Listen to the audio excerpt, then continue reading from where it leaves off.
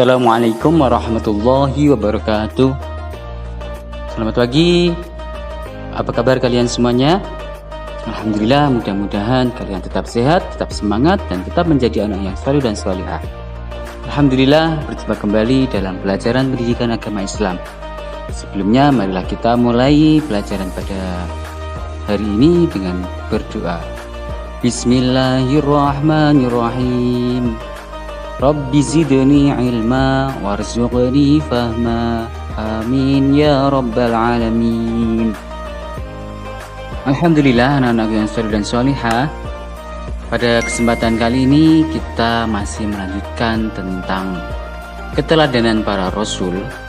Maka pada kesempatan kali ini kita akan membahas tentang kisah teladan Nabi Musa. Kisah teladan Nabi Musa alaihi salam. Nabi Musa lahir di zaman Raja Fir'aun. Di masa itu, Fir'aun memerintahkan setiap bayi laki-laki yang lahir harus dibunuh karena pengaruh mimpinya. Menurut ahli nujumnya, mimpi Raja Fir'aun menandakan akan lahir seorang bayi laki-laki dari Bani Israel yang kelak akan membinasakan kekuasaannya. Raja Fir'aun terkenal sombong dan mengaku dirinya sebagai Tuhan. Allah melindungi Musa dengan menurunkan ilham kepada ibu Musa, agar anaknya, yakni Musa, dimasukkan ke dalam peti, kemudian dihanyutkan ke dalam sungai Nil. Musa diselamatkan oleh seorang wanita bernama Asiyah, istri Fir'aun. Melihat anak itu, Fir'aun marah. Akan tetapi, dengan bujuk rayu Asiyah, Fir'aun luluh hatinya, ia tidak jadi membunuh Musa kecil. Suatu ketika, Musa kecil menangis karena kehausan. Asiyah memerintahkan pengawalnya untuk mencari ibu yang dapat menyusui bayi itu. Maka, berdatanganlah wanita-wanita yang ingin menyusui bayi Musa. Namun, setiap kali ada wanita yang hendak memberinya susu, bayi Musa tidak mau, ia tetap menangis. Hingga akhirnya, datanglah seorang wanita bernama Yukabat. Wanita ini menggendong dan menyusuinya. Seketika itu juga Musa kecil terdiam dan berhenti menangis, sampai tertidur nyenyak. Mereka tidak mengetahui, ternyata Yukabat adalah ibunya sendiri. Setelah diketahui demikian, Asiyah meminta, agar Yukabat tinggal di lingkungan istana untuk mengasuh Musa kecil. Yukabat pun bersedia, dan dengan senang hati mengasuh anaknya sendiri sampai dewasa di lingkungan istana Fir'aun. Suatu ketika, setelah Musa dewasa, seorang laki-laki bergegas datang kepada Musa, dan berkata, "Hai Musa, sesungguhnya pembesar sedang berunding untuk membunuhmu. Keluarlah dari kota ini. Itulah nasihatku kepadamu." Musa mengikuti nasihat orang itu, maka keluarlah ia dengan perasaan khawatir seraya berdoa. "Ya Tuhanku, yang Maha Kuasa, yang Maha Pengasih lagi Maha Penyayang, bebaskanlah aku dari cengkraman kaum Fir'aun yang aniaya." Sesampainya di negeri Madian, ia menjumpai sekumpulan orang yang sedang memberikan minum kepada ternak mereka. Di antara mereka, ada dua orang gadis yang sedang menambat ternaknya. Musa menyapa, "Mengapa tidak ikut bersama mereka mengambil air?" Kedua gadis itu menjawab, "Kami tidak dapat mengambil air kecuali sesudah orang-orang itu semuanya telah selesai mengambilnya, dan karena kami tidak kuat berebut dan berdesak-desakan dengan orang banyak itu. Bapak kami sudah tua, karena itu pula tidak sanggup datang kemari untuk mengambil air." Seketika itu juga Musa menolong kedua gadis itu untuk memberikan minum kepada ternak mereka. Setelah menolong, Musa berteduh di bawah pohon, seraya berdoa, "Ya Tuhanku, sesungguhnya aku membutuhkan kebaikan yang Engkau turunkan kepadaku." Kedua gadis yang ditolong Musa pun pulang ke rumahnya, dan menceritakan kepada ayah mereka bahwa telah ditolong seseorang yang berhati mulia. Salah seorang dari gadis itu berkata, "Ya ayahku, ambillah ia, Musa, sebagai orang yang bekerja kepada kita. Kelihatannya ia orang yang kuat dan dapat dipercaya." Si ayah mengabulkan permintaan putrinya. Ternyata, ayah kedua wanita itu tak lain adalah Nabi Syuaib. Disinilah perjumpaan antara Nabi Syuaib dengan Nabi Musa. Pada akhirnya Nabi Syuaib menikahkan salah satu putrinya dengan Musa. Nabi Musa telah diberi Tuhan mukjizat, yaitu tongkat yang dapat dijadikan ular. Tangan Musa dapat mengeluarkan cahaya dan menjadi pelindung baginya dari ketakutan.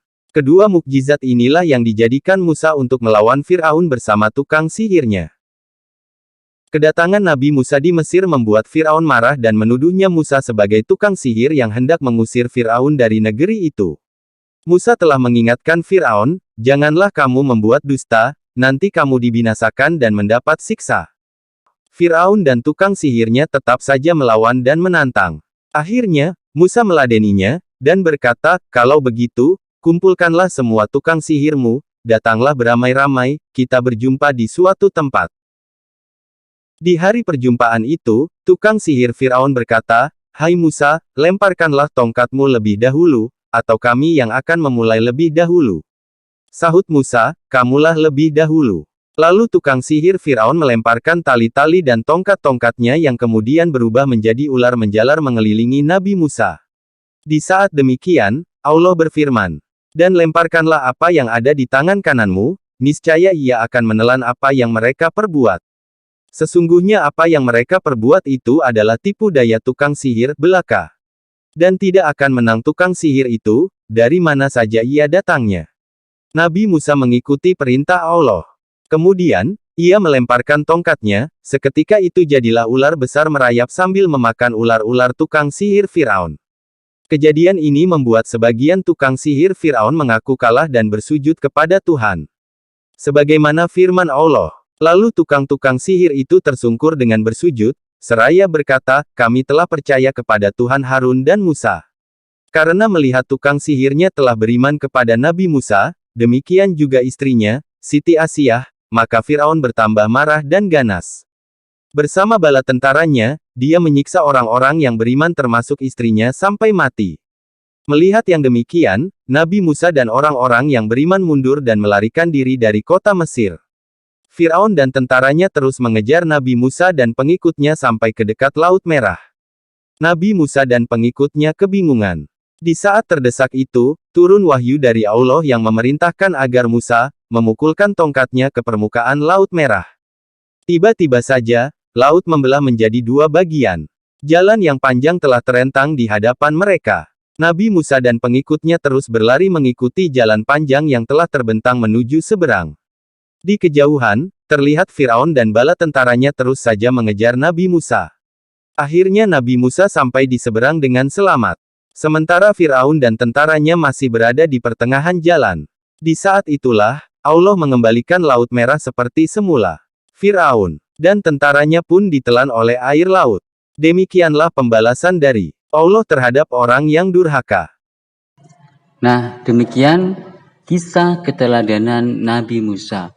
Mudah-mudahan kita bisa mengambil hikmah dan meniru teladan yang dilakukan oleh Nabi Musa sehingga kita menjadi makhluk hamba Allah yang dicintai oleh Allah. Amin ya rabbal alamin. Baiklah, cukup sampai di sini dulu perjumpaan kita. Marilah kita akhiri dengan membaca hamdalah. Alhamdulillahi rabbil alamin. Akhirul kalam, wallahul muwaffiq ila aqwamit thoriq. Wassalamualaikum warahmatullahi wabarakatuh.